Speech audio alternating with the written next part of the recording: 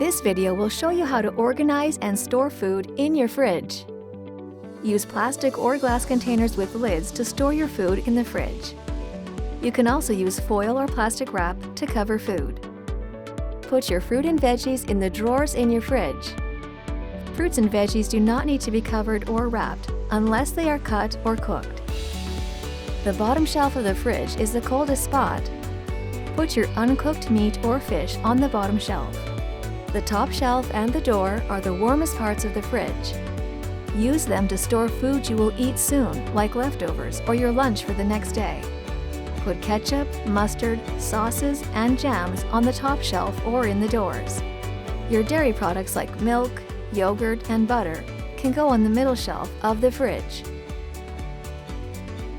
For more instructions on household cleaning and more skills, download the Magnus Cards app.